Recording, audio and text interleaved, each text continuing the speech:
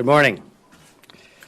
Today, I want to inform the public about the outcome of our prosecution review of the BCA's investigation regarding the death of Philando Castile, which occurred the evening of July 6 in Falcon Heights, Minnesota.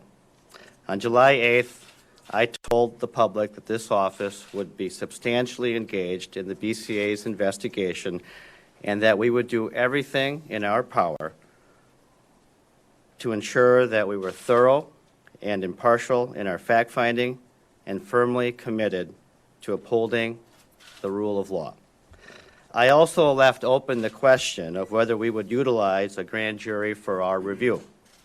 After much thought about the need for public transparency in this case, I have concluded that the best course of action is for me to make this decision, fully explain it, and be directly accountable to the public.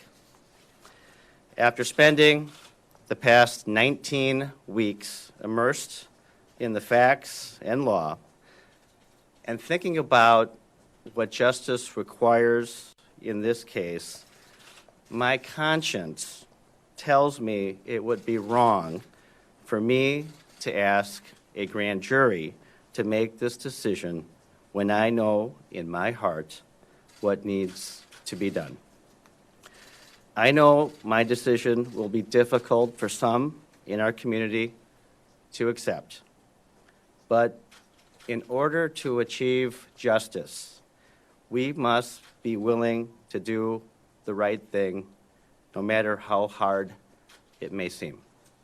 Today, I am prepared to announce my decision as to whether Officer Geronimo Yanez's use of deadly force on July 6 was justified and whether criminal charges are warranted. Before I do that, I want to thank a number of people who played an integral role in reaching my decision. First, I want to thank the BCA Superintendent, Drew Evans, and his staff for making this investigation a top priority, conducting it in a professional manner, and providing it to our office without recommendation. I also want to express my deepest gratitude to my prosecution team that worked with the BCA and helped me reach this decision. They are all here standing behind me: John Kelly, Rick Dusterhoff, Jill Gerber, Clayton Robinson, and Special Prosecutor Don Lewis. I cannot express enough my appreciation for their contributions to this process and their dedication to justice. As you may recall, on July 7th, the United States Department of Justice publicly stated that it would monitor the BCA investigation and would be available to provide assistance. On July 27th, I made a request for assistance to the Department of Justice through our local United States Attorney on a number of technical issues associated with the investigation and anticipated prosecution review. Since that time, the local United States Attorney's Office and FBI have been assisting us with this case. I want to thank both United States Attorney Andy Luger and FBI Special Agent in Charge Rick Thornton, who are also here today, for their partnership and investment in our efforts. Under Minnesota law, the use of deadly force by a police officer is justified only when necessary to protect the officer or another from apparent death or great bodily harm. In addition, the United States Supreme Court has repeatedly made it clear that a police officer's use of deadly force must be evaluated in the context of what a reasonable police officer would do in the same situation, given the danger and stress of police work. When evaluating the reasonableness of a police officer's use of deadly force, we must take into account that police officers are often required to react quickly in tense, uncertain, and rapidly evolving situations. To justify the use of deadly force, it is not enough, however, for the police officer to merely express a subjective fear of death or great bodily harm. Unreasonable fear cannot justify the use of deadly force. The use of deadly force must be objectively reasonable and necessary given the totality of the circumstances. Based upon our thorough and exhaustive review of the facts of this case, it is my conclusion that the use of deadly force by Officer Yanez was not justified, and that sufficient facts exist to prove this to be true. Accordingly, we filed a criminal complaint this morning in Ramsey County District Court charging Officer Yanez with second-degree manslaughter in the death of Philando Castile and 2 felony counts of dangerous discharge of a firearm that endangered the safety of Diamond Reynolds and her 4-year-old daughter, the 2 passengers in the car. The complaint will be on our website and available to the public upon the conclusion of my remarks. Geronimo Yanez will make his first appearance in criminal court Friday afternoon at 1:30 p.m. at the Ramsey County Law Enforcement Center. A team consisting of Assistant Ramsey County Attorneys Rick Dusterhoff, Clayton Robinson, and Assistant United States Attorney Jeff Paulson, by way of cross-designation, will be assigned to prosecute this case. Because this is still an ongoing investigation and now a pending criminal matter, I will not be releasing the squad car video and audio today, but I will provide what information I can about the facts that are alleged in our criminal complaint. As you know, the aftermath of the tragic events of July 6 was broadcast on Facebook Live by Diamond Reynolds, who was Philando Castile's girlfriend. That live stream video started approximately 40 seconds after the last shot was fired by Officer Yanez. On July 6, just after 9 p.m., Officer Yanez was on patrol when he noticed a vehicle driven by Philando Castile. Accompanying Philando Castile in the vehicle was Diamond Reynolds, seated in the front passenger seat, and Miss Reynolds' 4-year-old daughter seated in a car seat behind her. Officer Yanez communicated his intent to pull over Castile's vehicle by radio to fellow St. Anthony police officer Joseph Kauser, who was on patrol nearby. Officer Yanez told Officer Kauser that he had reason to pull the vehicle over and stated that the occupants just looked like the people that were involved in the robbery. Officer Yanez further stated that the driver looks more like one of our suspects just because of the wide-set nose. Officer Yanez noted that he also had reason to stop the vehicle because it had a non-working brake light. He followed Castile's vehicle, waiting until Kauser arrived as backup. At 9:02 p.m., Officer Yanez ran Castile's license plate number. The results showed that the vehicle was registered to Castile, it was not listed as stolen, and there were no warrants out for his arrest. 2 minutes and 43 seconds later, Officer Yanez activated his squad lights, signaling Castile to pull over. Castile immediately complied by pulling over on the eastbound side of Larpenteur Avenue near Fry Street in Falcon Heights. At exactly 9:05 p.m., Castile's vehicle came to a complete stop next to the curb, 8 seconds after Officer Yanez activated his squad lights. Approximately 1 minute later, Officer Yanez shot Philando Castile 7 times, killing him.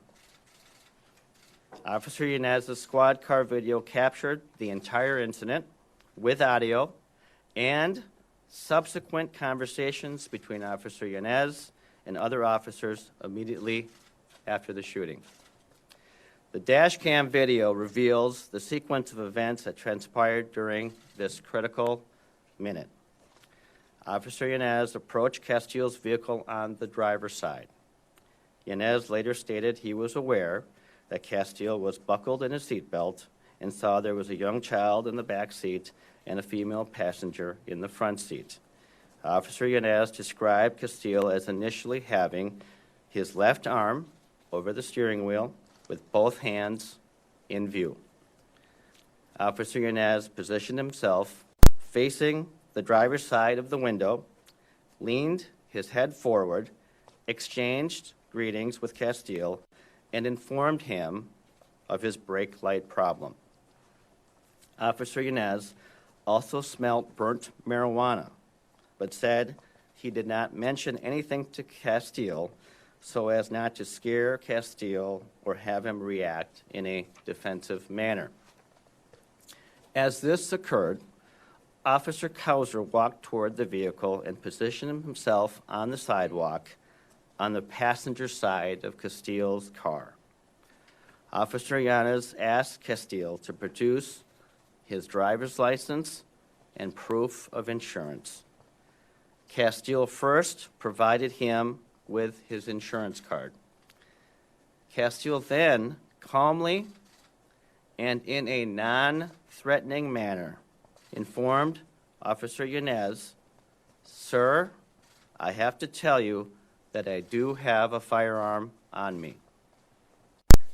Before Castile completed the sentence, Officer Yanez interrupted and calmly replied, "Okay," and placed his right hand on the holster of his own holstered gun. Officer Yanez then said, "Okay, don't reach for it then." Castile tried to respond, but was interrupted by Officer Yanez, who said, "Don't pull it out." Castile responded, "I'm not pulling it out." And Reynolds also responded by saying, "He's not pulling it out." Then Officer Yanez screamed, "Don't pull it out," and quickly pulled his own gun with his right hand while he reached inside the driver's side window with his left hand. Officer Yanez pulled his left arm out of the car and then fired 7 shots in rapid succession into the vehicle. The 7th and final shot was fired at 9:06 and 2 seconds p.m. After the final shot, Reynolds frantically yelled, "You just killed my boyfriend." Philando Castile moaned and uttered his final words, "I wasn't reaching for it," to which Reynolds loudly said he wasn't reaching for it. Before Reynolds completed her sentence, Officer Yanez again screamed, "Don't pull it out." Reynolds responded by saying he wasn't. During this entire incident, Officer Kauser did not touch or remove his gun from its holster. By his actions and his own words, Officer Kauser did not see Castile make any sudden movements, and he was surprised by the gunshots. In addition, Officer Yanez never informed Officer Kauser about the presence of a gun. Within minutes after the shooting, Officer Yanez spoke with St. Anthony Police Officer Tressa Sunday at the scene of the shooting. During that conversation, Officer Yanez stated he did not know where the gun was and that Castile never told him where it was. Based upon the evidence, we believe that Castile never removed nor tried to remove his handgun from his front right pocket, which was a foot deep. When officers and paramedics rolled Castile to his right side to put a backboard under him, they saw and removed a .40 caliber semi-automatic handgun from inside the front right pocket of his shorts. The gun contained a loaded magazine, but did not have a round in the chamber. Philando Castile was transported to Hennepin County Medical Center, HCMC. At HCMC, medical personnel recovered a holster and wallet from one of Castile's pockets, although it was unclear which pocket these items were in at the time of the shooting. In Castile's wallet were his Minnesota driver's license and his permit to carry a pistol. The following day, in his interview, Officer Yanez told BCA investigators that after receiving his proof of insurance, Castile told him he had a firearm at the same time as he reached down between his right leg, his right thigh area, and center console. Officer Yanez said that as Castile was reaching down to his right, Castile turned his shoulder, kept his left hand on the steering wheel, and then canted his upper body, blocking Officer Yanez's view of his right hand. At that point, Officer Yanez articulated that he was scared for his life and that of his partner. Officer Yanez's verbatim statement, included in the criminal complaint, is inconsistent with the statement he made immediately following the incident, in which he stated he never saw or knew where the gun was. To those who may say that this incident was Philando Castile's fault, I would submit that no reasonable officer, knowing, seeing, and hearing what Officer Yanez did at the time, would have used deadly force under these circumstances. As the United States Supreme Court has instructed, I have given Officer Yanez every benefit of the doubt on his use of deadly force, but I cannot allow the death of a motorist who was lawfully carrying a firearm under these facts and circumstances to go unaccounted for. Philando Castile was not resisting or fleeing. There was absolutely no criminal intent exhibited by him throughout this encounter. He was respectful and compliant based upon the instructions and orders he was given. He volunteered in good faith that he had a firearm beyond what the law requires. He emphatically stated that he wasn't pulling it out. His movement was restricted by his own seatbelt. He was accompanied in his vehicle by a woman and a young child. Philando Castile did not exhibit any intent, nor did he have any reason to shoot Officer Yanez. In fact, his dying words were in protest that he wasn't reaching for his gun. There simply was no objective threat posed to Officer Yanez, Officer Kauser, or to anyone in that car.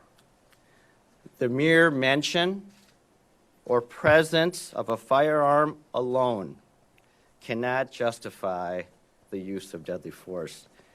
According to a national expert on police procedures and use of force that we retained, the totality of the circumstances indicate that Officer Yanez's use of deadly force against Philando Castile during the July 6th stop was not necessary, was objectively unreasonable, and was inconsistent with generally accepted police practices. In addition, under the same circumstances, Officer Yanez's discharge of his firearm 7 times into a vehicle in close proximity to and toward Diamond Reynolds and her 4-year-old daughter endangered their safety. Given everything I have just covered and what is contained in the criminal complaint, it is important to remember that we still must prove these allegations in court. And Officer Yanez is presumed innocent until he is found guilty beyond a reasonable doubt. I ask the public for its continued trust and patience as the court process moves forward and we strive to achieve justice for Philando Castile, his family and friends, and our broader community. Thank you very much. Before we get to questions, I'll do a couple of quick reminders. As the county attorney mentioned, this is now an ongoing case. We can only limit those questions to the case itself. We do have a time for a few questions. I'm going to ask that you identify who you are, the organization you're with, and then state your question. So if I don't know you personally, I'm probably just going to call you by your organization. But Tim, let's start with you. Tim Nelson from NPR. You said, I believe, Assistant U.S. Attorney Jeffrey Paulson was going to join in this case. Can you talk a little bit about his role? Does this have any impact on potential federal charges? This is a state prosecution, and so what is happening here is that Assistant United States Attorney Jeff Paulson, with the authority and the consent of the United States government, has been allowed to be cross-deputized by me. And he will serve essentially as an assistant Ramsey County attorney and will be deputized as such and will be involved in the prosecution. And there is precedence for this. In fact, the last time we did something like this, Jeff Paulson was the AUSA who was involved in another case in which Ramsey County prosecuted. Christina. Christina, with the New York Times. I'm wondering why a second-degree manslaughter charge as opposed to murder or a more serious charge? We, based upon the facts of this case and the law, we believe that we have charged this case with the highest, most provable offense.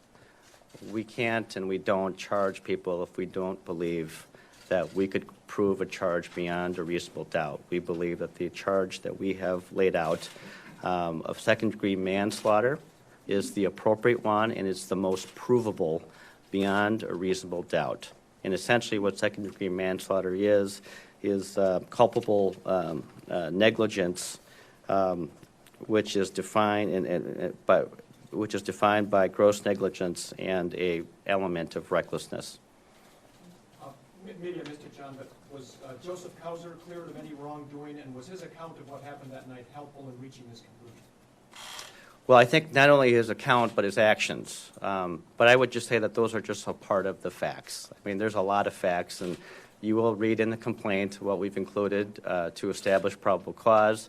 But there's a lot more facts that are a part of the investigation, and that's just one of many.